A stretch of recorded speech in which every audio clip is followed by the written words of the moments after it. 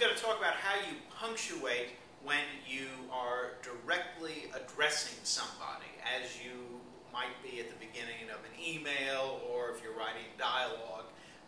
So, for example, here's a short sentence. Hi, Bob. A very famous sentence in television sitcom history, in fact. Okay, now this is how most people are doing it now, but that's not right. When you are directly addressing somebody, as you would be here, you're talking to Bob. What you do is you precede Bob with the person you're addressing with a comma. So this is correct. Hi, Bob.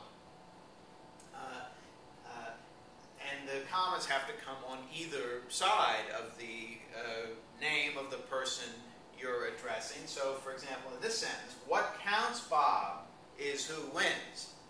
So Bob maybe is a little idealistic and you need to really explain things to him. Well, what you do here is what counts, comma, Bob, comma, is who wins. Now we call these Bobs, we call them the vocative, in case you want the technical term, if you want to do some more research on this or look it up.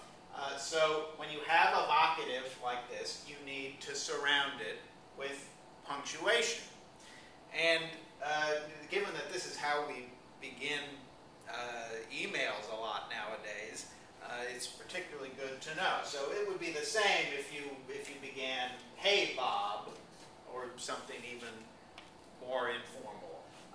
Now this is the way we traditionally open letters, that is, begin letters, with salutations, with greetings. So, for example, if this were the beginning of a letter, Dear Delta Dawn, what's that flower you have on?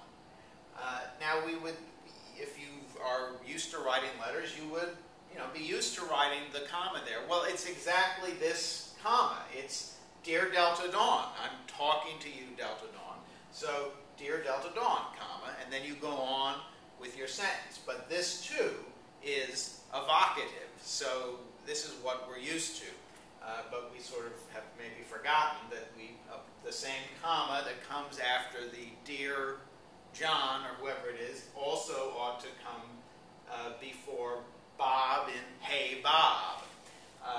Similarly, confusion can develop if you leave the comma out of other vocatives, because it's not always a proper noun. It can be a common noun. So, for example, this phrase, you go girl. Well, without a comma there, because there should be a comma, because you're talking to the friend whom you're referring to as girl. You're saying, you go, girl, and I'm talking to you, girl. So, without the comma, though, you get something quite peculiar. You get a sentence that is grammatically like this one, let's go green, which is correct. That is, let's become environmentally conscious. Let's go green. Go here means sort of become. Let's become green. So this is fine, but what would it mean to go girl in the way that you go green? I mean, you go girl, I go boy. I mean, what does that mean? It doesn't really mean much of anything. So if you want to encourage your friend in writing anyway, you put a comma